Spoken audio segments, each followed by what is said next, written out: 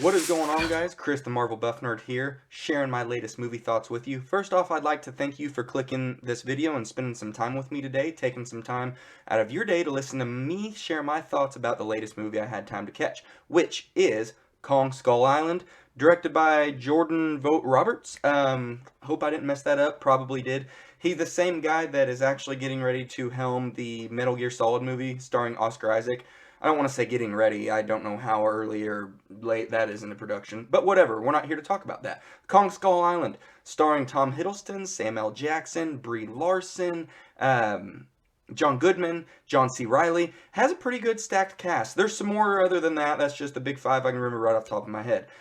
It's got a stacked cast, so going into it, I'm not a huge MonsterVerse movie guy, but I also want to get kind of hyped into the Kong vs. Godzilla movie coming out here soon that we just got the trailer for Sunday that looked amazingly badass. I did a review for it on my trailer. You're welcome to check it out. It was actually a reaction. Watched the trailer first time on camera. So you're welcome to check that out, see what I thought of that. I'm really excited.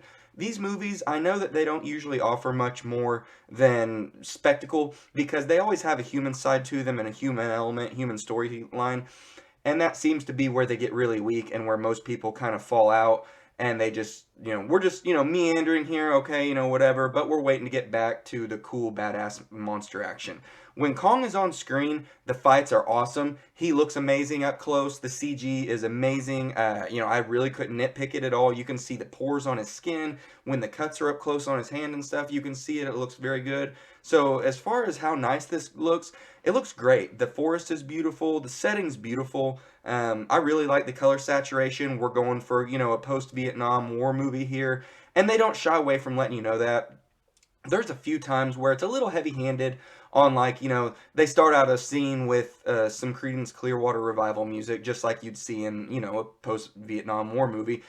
Fortunate Son starts playing when they're doing this or that, having a little work on the boat montage, little things like that. John C. Reilly, he saves this movie a lot when he comes in. We pick up with his character after the opening scene that took place in 1945. He's been stranded on Skull Island now for like 28, almost 30 years. We pick up with his character now, as an older guy. And he's delightful. He's really funny in it. He knows he's got little names for all the little creatures and stuff. And there's a little play in comedy there where he's like, well, I just made that name up. You don't have to call him that if you don't want to. It's just a little bit funny. The scenes, it's a little bit light, as amongst the rest of this movie, keeping things kind of optimistic. The kills are really good. Going into this, I knew it was a PG-13 movie, and I know you can skirt around and get a lot of things done in a PG-13 rated movie. And I wasn't sure exactly what to expect out of this, but it is a monster movie. There's a huge threat, not only Kong, but there's a lot of things on this island that are really big and that can just kill you. So there's some really good kills. They really did. They stretched the rating in my opinion. There's a couple times where I was like, whoa, damn, that almost treads into the R-rated territory. Like, that is brutal. Like, there's one kill in particular with the spider where I was like, why? Damn, they did that dude dirty. Like, that poor guy, man. Then the ensuing scene is just action packed and you're sitting on the edge of your seat. And, every time, like I said, the monsters are on screen, it's really enjoyable. It just meanders with the human characters because they're all one note. We get Tom Hiddleston, who is a drunk British SAS officer, and he's a badass. And that's it. We just get told he's a badass, so we know he's a badass. We get Brie Larson, who's got a name. Mason Weaver's her name, so when she shows up, people think a guy's going to be showing up, but it's a girl, so that's a quick little funny haha moment. And then she always has a camera in her hand, regardless of the stakes of what's going on around her, always just a camera. So occasionally that might take you out a little bit, like, oh, she's just the photographer, I guess, whatever, that's all she's here for. Sam L. Jackson, I was really excited to see him in this.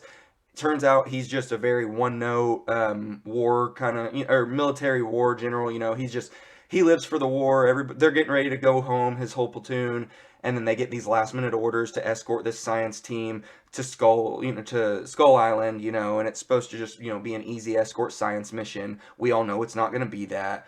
We know from the bat, who's going to kind of die, at least as far as his military guys go. Like, there's this guy named Chapman. Right off the bat, he's talking about home and his wife and stuff too much. And then throughout the movie, he's writing a note to his son, "Dear Billy, this, that, I'm just trying to get home to you and your mom." your ass is dead, man. Like, you're talking about home and getting back way too much. Like, you are going to die. And when he does, it, whoa, wiped his ass out. And when it comes back around a little bit later, you're like, damn, that's brutal. Yeah, okay. And sadly, though, a lot of the movie is focused around going to save him as far as the military guys go. And it's just, it's not very exhilarating or exciting because they're all real one note. Oh, we just got to kill everything. That's what we're doing. We just got to kill it all. And then you know before they do that he's dead. So then they're still trying to get there, and it just doesn't have the payoff that you know that I think that it might have wanted them to. Speaking of weak payoffs, Steve Zahn's character, he goes and does this random sacrifice to try and kill one of the skullcrawler lizard things, and it just goes completely batshit.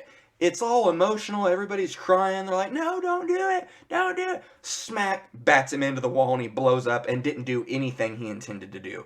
And people are crying and shedding tears, and I'm like, yeah, I just don't feel anything that you guys wanted me to feel there, I guess. That was just almost slapstick. It doesn't always hit. The tone is kind of off here and there. There might be like a real, almost Marvel-y edited action scene, especially where Tom Hiddleston comes up and has a sword as he's taking out these blue-blooded, like, pterodactyl birds. It's like, that's almost just weirdly placed. And there's just stuff in it like that that's just almost oddly, weirdly placed. But overall, I liked the movie. It was an enjoyable watch. You know, the human stuff wasn't so weak and boring that I wasn't able to stay engaged. It kept me around. I like Tom Hiddleston. I like seeing him on screen. So, you know, I was able to enjoy it regardless. But you're there for the monster fights. You're there to see Kong kick ass, and you get plenty of that. So, you know, if this is your kind of movie, if you're a MonsterVerse fan, if you like big monster movies with big spectacle that looks great, check it out. You're not going to be sad at all. If you want some more character depth on the human side and you're into the storyline on that much, or on that side, and you're not as much of a, you know, monster person, this may not be the movie for you. But it's also 4 years old now, so it's not like this is something that just came out. I'm just getting into the mood for the MonsterVerse stuff because we have Godzilla vs. Kong coming out here in a couple months. So, yeah, guys, comment down in the section down below. Engage. Let me know what your thoughts were. Did you like this movie? Did you enjoy it? Did you have the same thoughts as me where, you know, you enjoyed the monster side, but the human side was weak, but it's what you expected? It seems like they got the stacked cast just to kind of wrap the movie around the stacked cast and not do too much with it. And we see that a lot. But yeah, guys, follow me here on YouTube, on Facebook, Twitter, Twitch, Snapchat, Instagram, and Patreon, all at Marvel Buff Nerd. I really appreciate it. Have a good one.